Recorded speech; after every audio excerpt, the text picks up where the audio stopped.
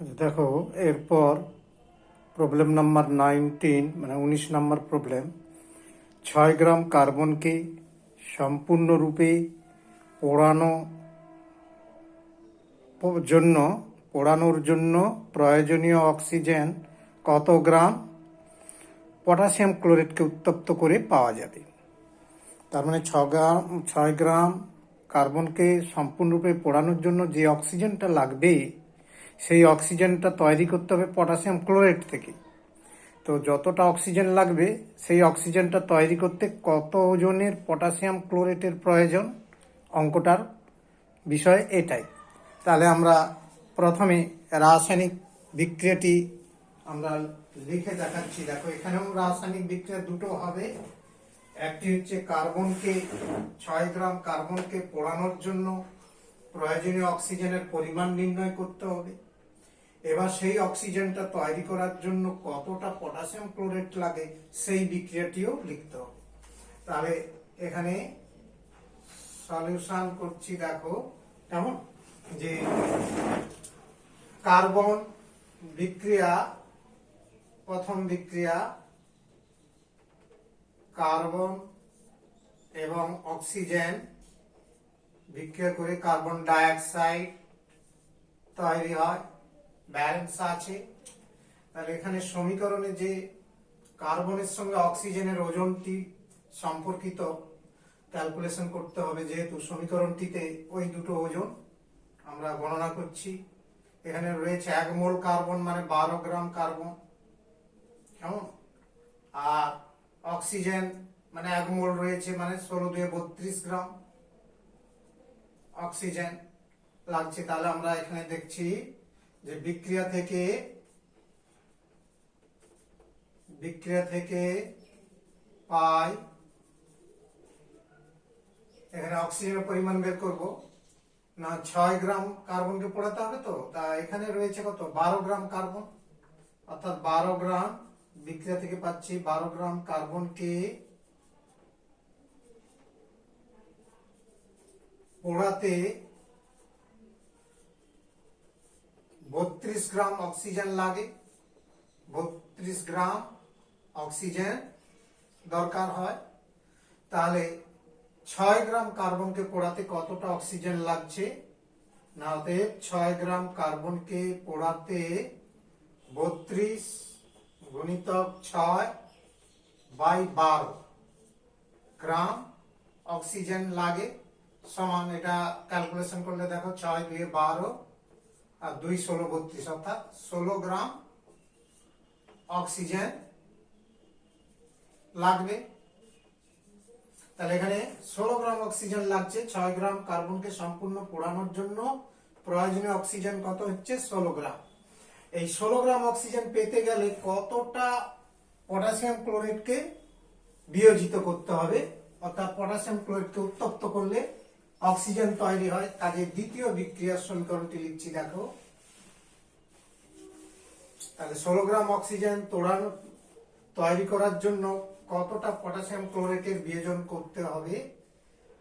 তাহলে second reaction, দ্বিতীয় বিক্রিয়া, পটাশিয়াম ক্লোরাইড KClO3 একে তাপ দিলে পটাশিয়াম ক্লোরাইড আর অক্সিজেন গ্যাস তৈরি হয়। তো একে ব্যালেন্স করলে টুয়াইস ব্যালেন্স অক্সিজেনটা 3 মোল, তারপরে 2 মোল পটাশিয়াম ক্লোরাইড থেকে 2 মোল পটাশিয়াম ক্লোরাইড 3 মোল অক্সিজেন গ্যাস তৈরি হয়। এখানে বিক্রিয়ায় পটাশিয়াম ক্লোরাইডের ওজন আর অক্সিজেনের ওজন তুলনা করতে হবে।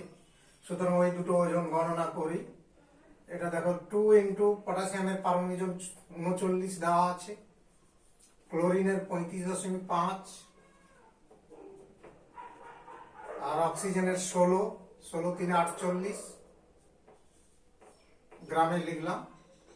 এটা ক্যালকুলেশন করলে 245 হবে, মানে এই যোগটা 122.5 আর তাকে 2 দিয়ে গুণ, তাহলে 245 গ্রাম পটাশিয়াম ক্লোরাইড থেকে কত অক্সিজেন পাওয়া যাচ্ছে, 3 মোল, অর্থাৎ আণবিক ওজন অক্সিজেনের কত, 32 ইন্টু 3 এত গ্রাম, দ্যাট ইজ ইকুয়াল টু 96 গ্রাম।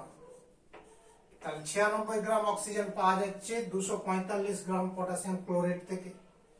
আর আমাদের অক্সিজেন কতটা লেগেছিল? 16 গ্রাম, আগে ক্যালকুলেশন করে রেখেছি। তাহলে বিক্রিয়া থেকে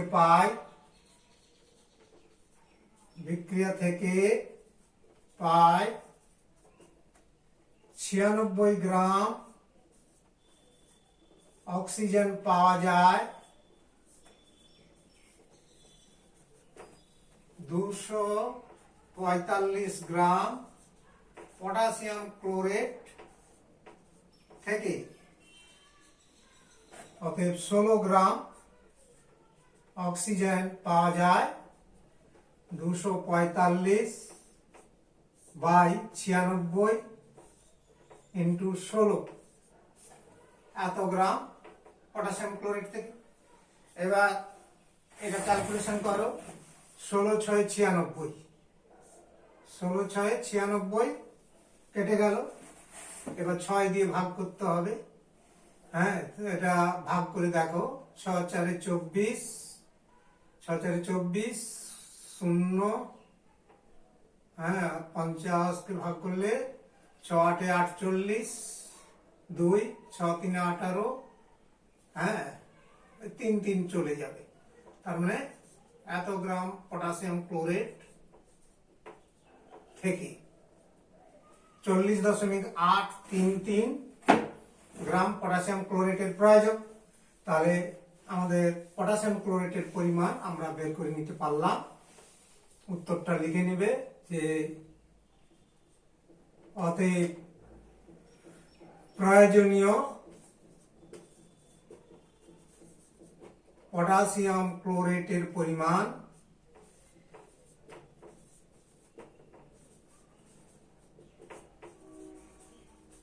সমান 40.833 এত গ্রাম। তাহলে 19 প্রবলেমটাই সলভ করলাম। নেক্সট দেখো 20 প্রবলেম নাম্বার 20।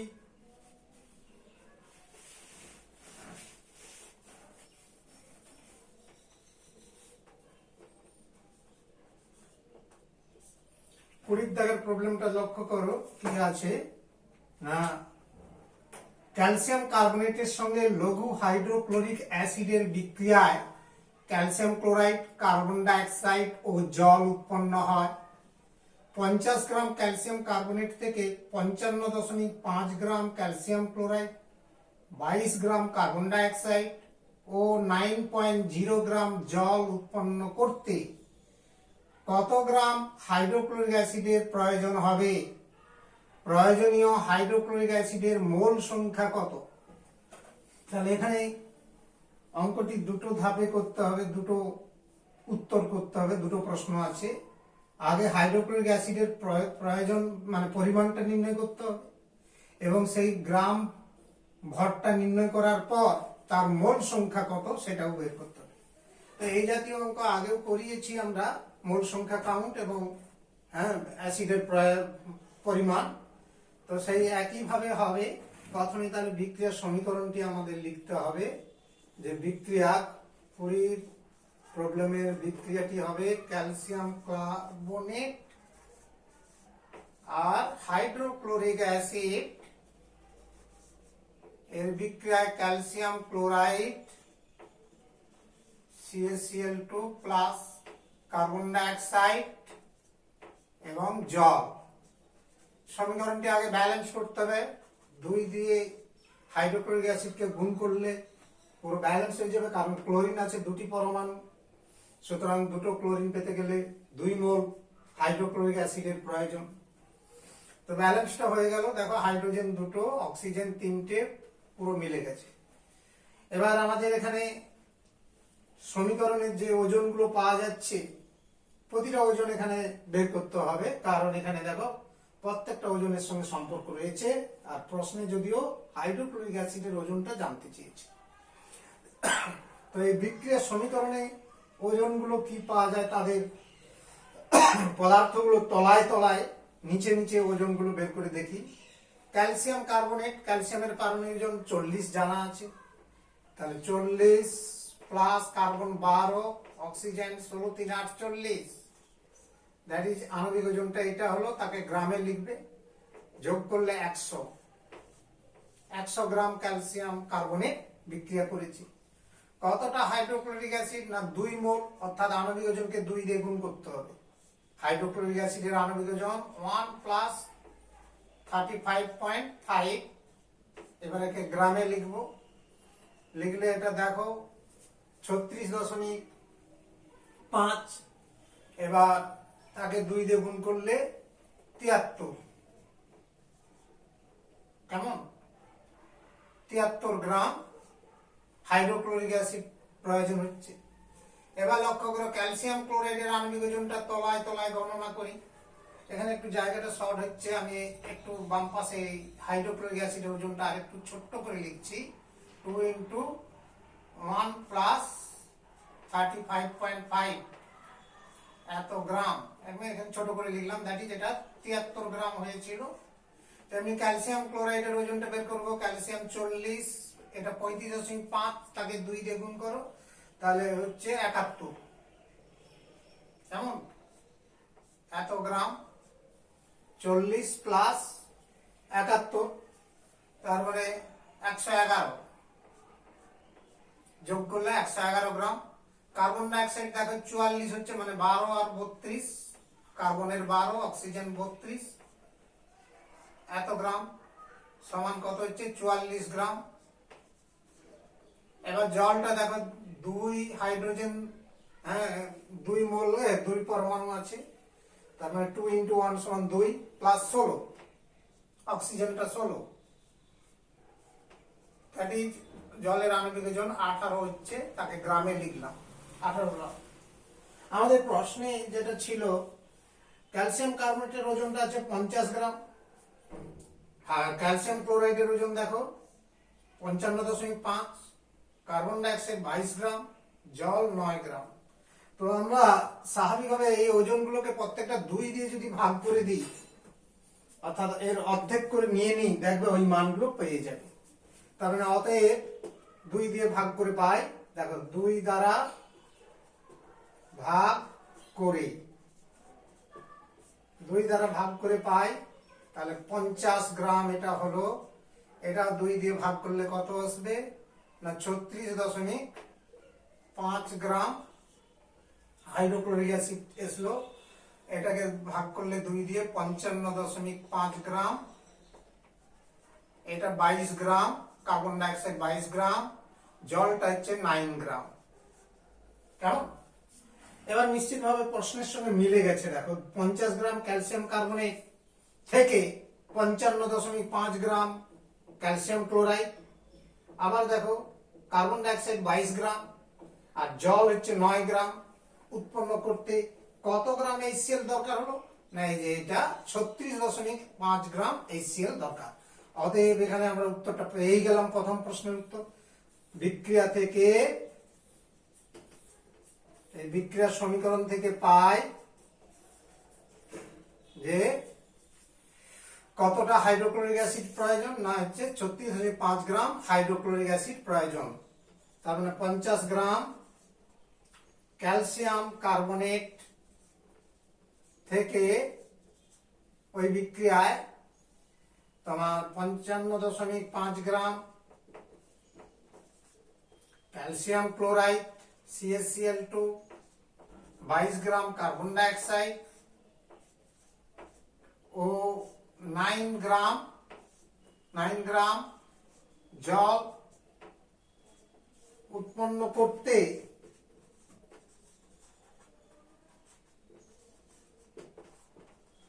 কতটা হাইড্রোক্লোরিক অ্যাসিড লাগলো, 36.5 গ্রাম। আর প্রশ্ন ছিল কত গ্রাম হাইড্রোক্লোরিক অ্যাসিডের প্রয়োজন হবে করতে, 36.5 গ্রাম হাইড্রোক্লোরিক অ্যাসিড প্রয়োজন হবে। তাহলে প্রথম প্রশ্নের উত্তরটা আমরা লিখে ফেললাম। এবার প্রয়োজনীয় হাইড্রোক্লোরিক অ্যাসিডের মোল সংখ্যা কত?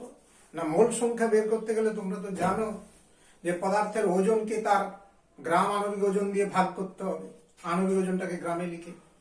তার মানে হাইড্রোক্লোরিক অ্যাসিডের মোল সংখ্যা, অতএব প্রয়োজনীয় HCl এর মোল সংখ্যা ক্লাস 9 এ করেছো সমান HCl এর প্রয়োজনীয় হাইড্রোক্লোরিক অ্যাসিডের ওজন ডিভাইড বাই HCl এর আণবিক ওজনকে গ্রামে লিখলে কি বলে? গ্রাম আণবিক ওজন, গ্রাম আণবিক ওজন, দ্যাট ইজ ইকুয়াল টু, আমরা এখানে হাইড্রোক্লোরিক অ্যাসিডের ওজনটা কত পেয়েছি? 36.5। প্রয়োজনীয় হাইড্রোক্লোরিক অ্যাসিড 36.5 গ্রাম। আর হাইড্রোক্লোরিক অ্যাসিডের আণবিক ওজনটা কত হয়? না 1 প্লাস 35.5, যাকে যোগ করলে যেটা পাওয়া যায় কত? 36.5। আর তাকে গ্রামে লিখলে গ্রাম আণবিক ওজনটা পেয়ে যাব 36.5 গ্রাম। দ্যাট ইজ, ভাগ করলে কত হচ্ছে? 1। তাহলে এই উত্তরটা হচ্ছে 1 মোল। তাহলে মোল সংখ্যাটা হলো 1 মোল। ঠিক আছে, তাহলে মোল সংখ্যা বেরিয়ে গেল। কেমন? ঠিক আছে, তোমরা বুঝতে পারবে নিশ্চয়ই। নেক্সট অঙ্কটা আমরা 21 অঙ্কটা দেখাচ্ছি।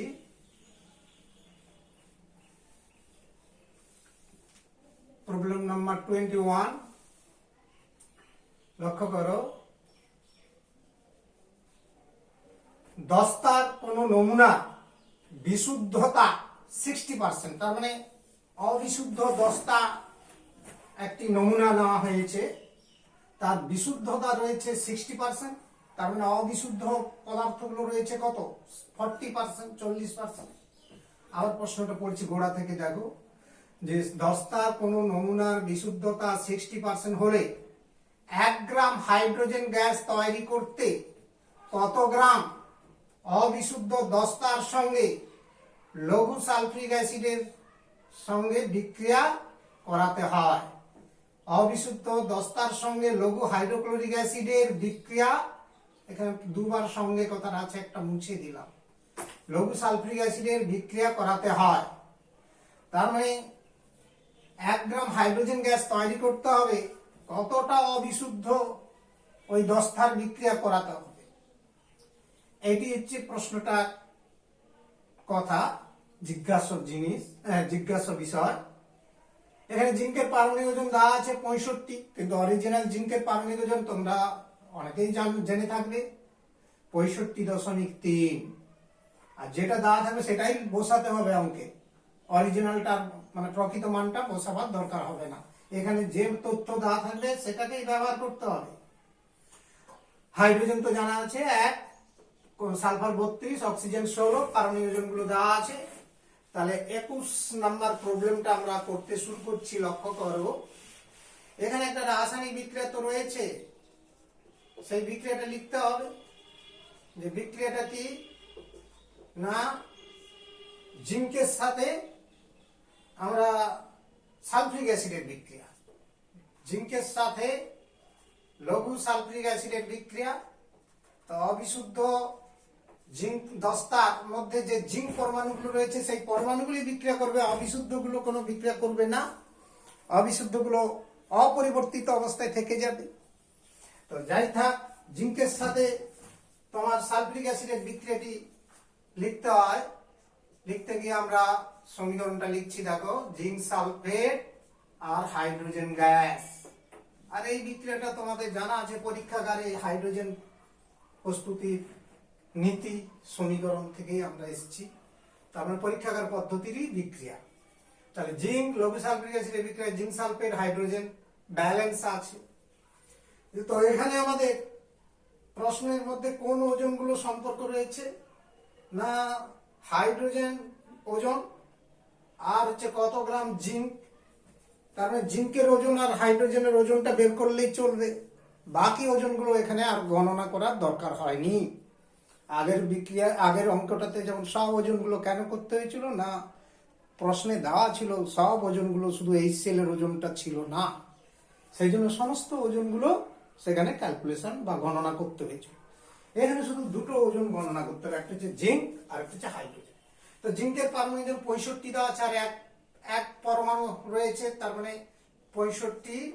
এবার ওকে গ্রামে লিখলে 65 গ্রাম জিঙ্ক বিক্রিয়া করে আণবিক ওজন হাইড্রোজেনের কত 2, তাকে গ্রামে লিখলাম 2 গ্রাম হাইড্রোজেন। তো আমরা 1 গ্রাম হাইড্রোজেন তৈরি করতে বলা হয়েছে এখানে, যে তাহলে অতএব লক্ষ্য করো বিক্রিয়া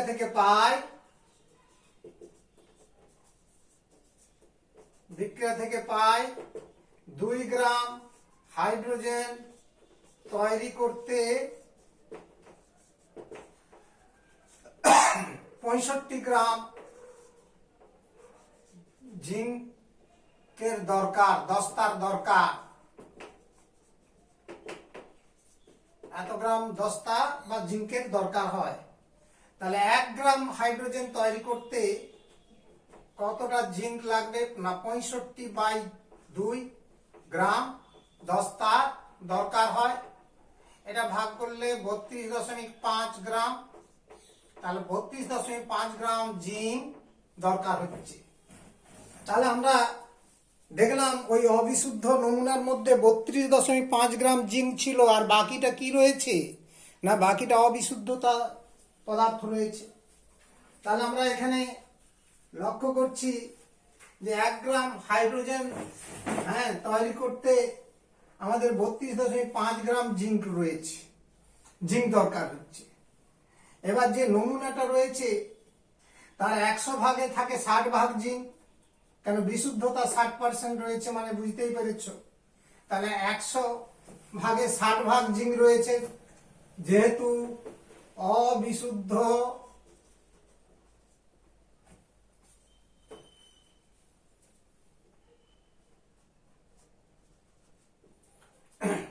দস্তার, আমি একবার পরিষ্কার করে লিখছি, দেখো, যেহেতু 100 গ্রাম বা 100 ভাগ বললেও চলবে, 100 গ্রাম অবিশুদ্ধ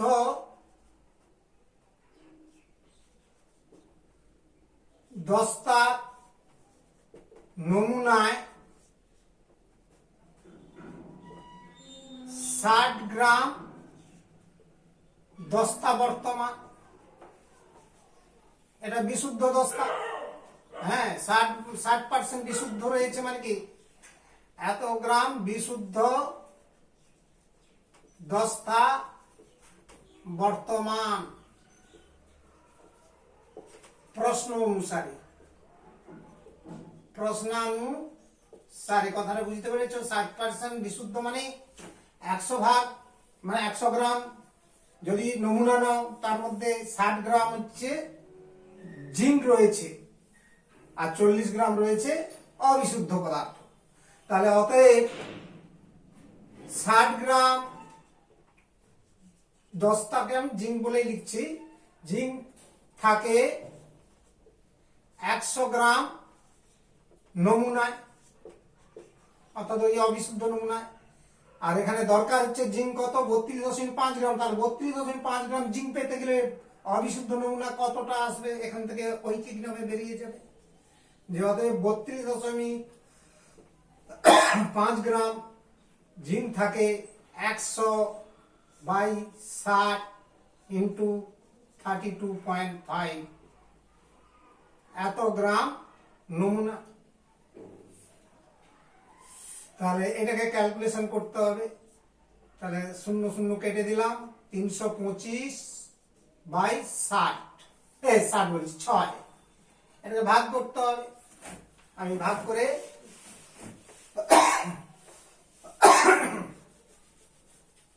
করে ক্যালকুলেশনটা করছি, দেখো 6 দিয়ে ভাগ করছি 325 কে, 6 5 30, 2 5, 6 4 24, 1 0 দশমিক ভাগ 1, 6 কে 6, 4 0, 6 6 36, দ্যাট ইজ 66 আসবে।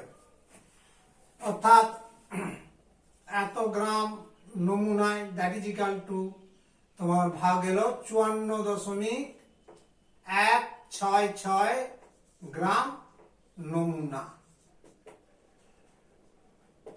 তাহলে এখানে প্রশ্নটা ছিল কি না কত গ্রাম অবিশুদ্ধ দস্তার সঙ্গে লঘু সালফিউরিক অ্যাসিডের বিক্রিয়া করতে হবে, না এত গ্রাম অবিশুদ্ধ দস্তার সঙ্গে লঘু সালফিউরিক অ্যাসিডের বিক্রিয়া করতে হবে। কেমন, তার মধ্যে জিঙ্ক তো রয়েছে, তার মানে এই পরিমাণের মধ্যে বিশুদ্ধ জিঙ্ক কত রয়েছে, 32.5 গ্রাম জিঙ্ক রয়েছে, আর বাকিটা অবিশুদ্ধ রয়েছে। তাহলে অতএব সংক্ষেপে উত্তরটা লিখছি। অতএব প্রয়োজনীয়, এখানে প্রয়োজনীয় অবিশুদ্ধ দস্তার পরিমাণ সমান 54.166 গ্রাম। ঠিক আছে, তাহলে আমরা 21-এর প্রবলেমটা শেষ করলাম। কেমন বুঝতে পারলে? 21-এর প্রবলেমটা আমরা শেষ করলাম। এরপরে আমরা আসছি নেক্সট আরো প্রবলেম করাচ্ছি। 22-এর প্রবলেমটা রয়েছে 175 মিলিগ্রাম কোনো গ্যাসের এসটিপিতে আয়তন 560 সিসি হলে, মানে কিউবিক সেন্টিমিটার হলে গ্যাসের বাষ্প ঘনত্ব নির্ণয় করো। তো গ্যাসের বাষ্প ঘনত্ব আর আণবিক ওজনের মধ্যে সম্পর্ক রয়েছে, অলরেডি তোমরা জেনেছো, m = 2d। তার মানে আণবিক ওজন বের করে নিলে বাষ্প ঘনত্বটা বেরিয়ে যাবে, আণবিক ওজনকে 2 দিয়ে ভাগ করতে হবে। তো আমরা সুন্দরভাবে এখানে আণবিক ওজনটা বের করে নিতে পারি। না 175 মিলিগ্রামকে আগে গ্রামে প্রকাশ করো। 175 মিলিগ্রামকে গ্রামে প্রকাশ করতে গেলে 1000 দিয়ে ভাগ করতে হবে, তার মানে 0.175 গ্রাম। ওকে, ঠিক আছে। তাহলে এবার দেখো আমরা লিখতে পারি, যেহেতু আমাদের জানা আছে মোলার আয়তন গ্যাসের ক্যালকুলেশন করার নিয়মটা জানা আছে, যে 22,400 সিসি গ্যাসের ওজনটাই আণবিক ওজন এসটিপিতে অবশ্যই। তাহলে যেহেতু এসটিপিতে এখানে রয়েছে 560 সিসি গ্যাসে, ভর কত রয়েছে না 175 মিলিগ্রাম, তার মানে 0.175 গ্রাম। তাহলে অতএব এসটিপিতে 22,400 সিসি গ্যাসের ভর কত বেরাবে না 0.175 ইন্টু 22,400 বাই 560, এটা দশমিক তুলে দিলাম, 1000 দিয়ে ভাগ। তাহলে এই একটা শূন্য কেটে গেল, দুটো শূন্য আমরা কেটে দিলাম, 56 দিয়ে এটা কেটে যাবে। দেখো 56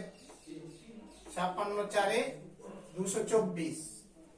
তার মানে আমরা 4, 25, 100 আর 25 সাথে 175, তার মানে 7 গ্রাম হলো গ্যাসটার ভর। তাহলে অতএব গ্যাসটির আণবিক ওজন কত হলো 7। অতএব গ্যাসটির আণবিক ওজন, গ্যাসটির আণবিক ওজন সমান 7। কারণ আমরা তো জানি 22,400 সিসি গ্যাসের ভরটাই আণবিক ওজন এসটিপিতে। তাহলে গ্যাসের আণবিক ওজন বেরিয়ে গেল। আবার অতএব উহার বাষ্প ঘনত্ব দ্যাট ইজ বাষ্পীয় ঘনত্ব ক্যাপিটাল ডি ইজিক্যাল টু কি হবে না আণবিক ওজন বাই আণবিক ওজন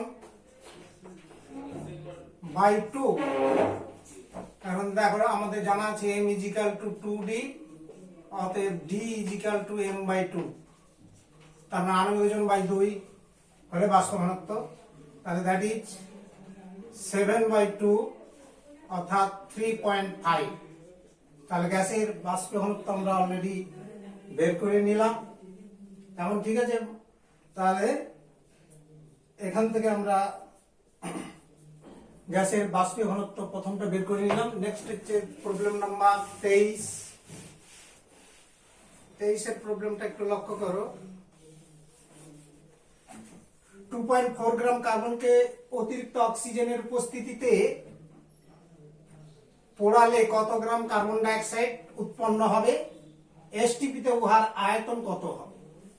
তার মানে এখানে প্রথমে রাসায়নিক বিক্রিয়াটি লিখতে হবে।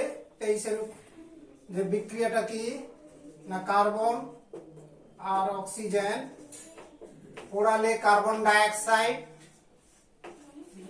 সমীকরণ ব্যালেন্স আছে। ওজনটা কার্বনটা এখানে দেখো 12 গ্রাম আর অক্সিজেন 16 দিয়ে 32 গ্রাম।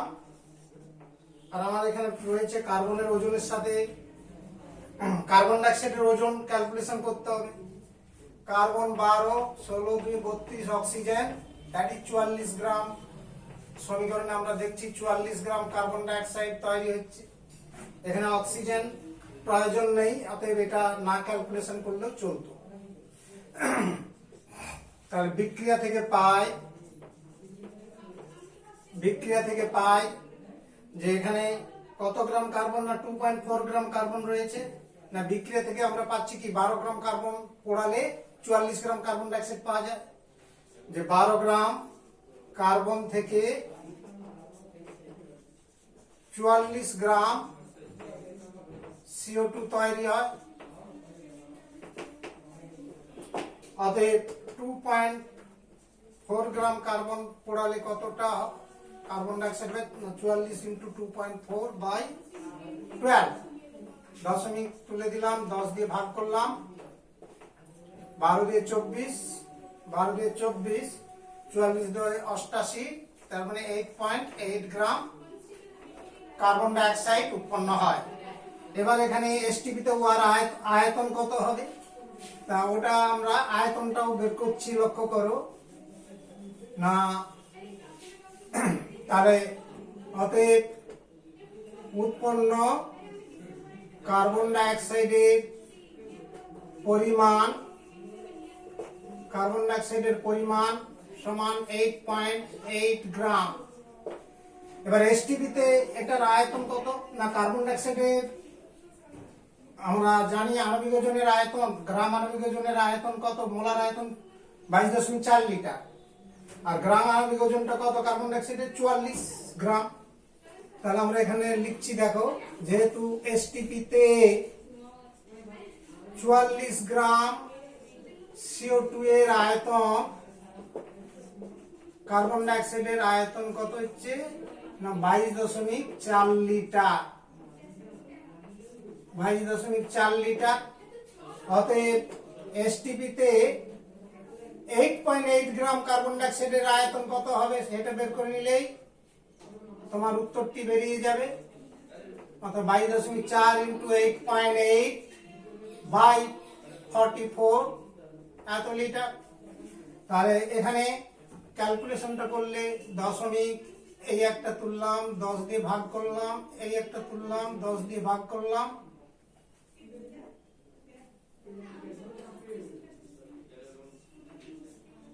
এটা লিটার ছিল। তাহলে দেখো 44, 2 × 88, আর এটাকে গুণ করলে 2 × 4, 448/100, মানে 4.48 লিটার। তাহলে 4.48 লিটার। অতএব এসটিপিতে উহার আয়তন মানে কার্বন ডাই অক্সাইড যেটা তৈরি হয়েছিল 8.8 গ্রাম কার্বন ডাই অক্সাইডের আয়তন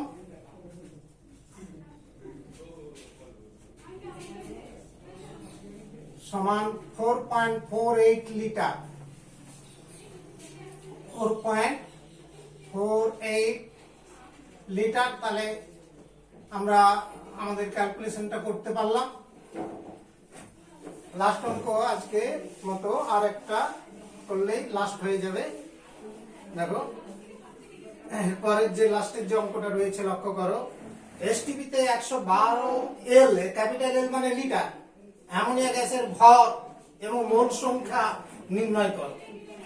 24-এর অঙ্কটা লক্ষ্য করে, এসটিপিতে 112 লিটার অ্যামোনিয়া গ্যাসের ভর এবং মোল সংখ্যা নির্ণয় করো।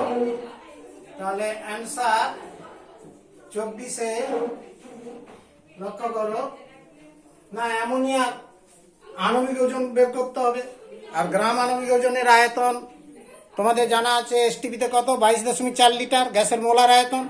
তাহলে সেই কনসেপশনের উপর দাঁড়িয়ে অঙ্কটি হবে, না অ্যামোনিয়ার আণবিক ওজন, এর আণবিক ভর is equal to ammonia, nitrogen 14 permission দেওয়া আছে, hydrogen 1 into 3, that is equal to 14 3 17। কেমন 14 3 17 হচ্ছে অ্যামোনিয়ার আণবিক ভর। এটাকে গ্রামে নিলে গ্রাম আণবিক ওজন, আর গ্রাম আণবিক ওজনের আয়তন 22.4 লিটার হয় এসটিপিতে। তাহলে সেখান থেকে দেখো, অতএব এসটিপিতে 22.4 লিটার অ্যামোনিয়া গ্যাসের ভর, ওই আণবিক ওজনটাকে গ্রামে লিখতে হবে 17 গ্রাম। তাহলে এসটিপিতে আমাদের কত লিটার অ্যামোনিয়া গ্যাসের ভর, না 112 লিটার অ্যামোনিয়া গ্যাসের ভর, 17 ইন্টু 112 বাই 22.4, দশমিক তুলে দিলাম, 10 দিয়ে গুণ, তাহলে এত গ্রাম হবে। 112-কে 2 দিয়ে কেটে দিলে 2 দিয়ে ভাগ চলে যায়, এবার এটাকে ভাগ করলে কত, 8.5 মানে 85। তাহলে 85 85 গ্রাম অ্যামোনিয়া হলো। তাহলে অতএব উত্তরটা হলো নিম্ন অ্যামোনিয়া গ্যাসের ভর 85 গ্রাম, 85 গ্রাম হলো। এবার এর মোল সংখ্যা, অতএব অ্যামোনিয়া মোল সংখ্যা সমান অ্যামোনিয়ার ওজন, অ্যামোনিয়ার ভর বা ওজন ডিভাইড বাই হচ্ছে অ্যামোনিয়ার গ্রাম আণবিক ওজন। এই ফর্মুলা তোমরা ক্লাস 9-এ শিখেছো। গ্রাম আণবিক ভর দ্যাট ইজ ইকুয়াল টু অ্যামোনিয়ার ভর তো 85 গ্রাম রয়েছে, আর এর গ্রাম আণবিক ওজন বের করেছি আমরা 17, তাকে গ্রামে লিখবো। তাহলে 17 গ্রাম, 17 5 85 মানে 5 মোল। তাহলে অ্যামোনিয়ার মোল সংখ্যাও বেরিয়ে গেল 5 মোল। তাহলে এই হলো 24-এর সলভ।